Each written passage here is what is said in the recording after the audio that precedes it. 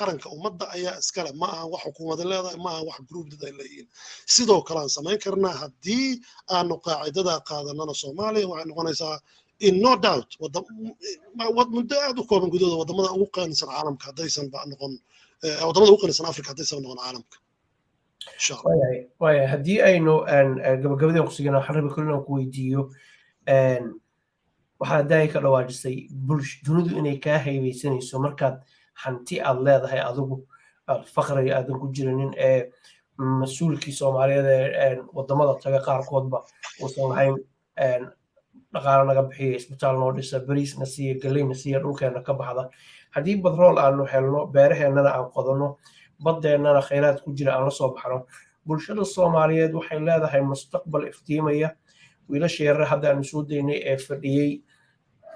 xafiisyada ama oilka ka shaqeynaya kuwaan oo kale ah berito waxay noqonayaan wiilal iyo gabdho Soomaaliyeed caalamka uu ka haybeysto arrintaas waxaan rabaa bal inaad wax yara fikir ka bixisid ninka cadaanka ah ee gurigiisii jooga saliidda soo saaranaya markuu Soomaali noqdo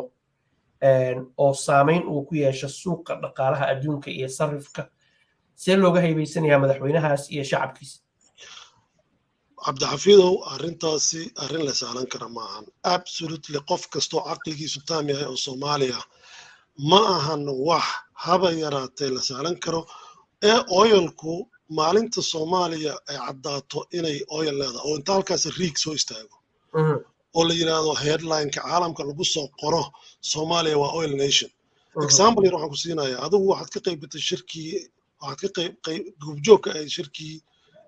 2019 February aanu ku soo bandhigayna magaalada London khayraadka Soomaaliya markii ugu horeysay si public la aanu soo bandhignay data oo aanu ku cadeynay in ka badan 30 bilyan oo fusto shidaal ah adigu goobjoog baad ka xiliga 2019 waxaad indhahaaga ku qabanayeen inta joornaale caalamiya ee headline ku soo qortay Petroleum Economist, The Daily Mail, The Guardian, Financial Times, Al Jazeera intuba BBC intuba goobjoog bay ahaayeen waxyaabihii ugu badnaa oo dadkaas ay baahinayeen la yaabna waxayna waa markii aan arkaynay Soomaaliya oo aan shir noocaana loo qabanayo oo aan laga hadlaynin lacag loo aruuriyo oo maaragtay wax noocaas oo laga hadlayo maalgashi maalinka Soomaaliya ay caddaato inay oil nation tahay oo la yiraahdo 25 bilyan oo fuusto ayay Soomaaliya reserve-keeda la cadeeyay Facebook is bedelaya labo qulubta dadka ayaa isbedelaysa wiilka iyo gabadha Soomaaliyeed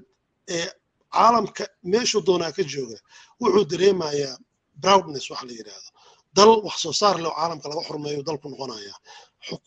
ku xisaabtan badaxdu waxay matalaan shacabkooda shacab faqiira oo dhibaataysan oo xiriiq qaxooti ku jira oo Yurub ku dhibaataysan oo Ameerika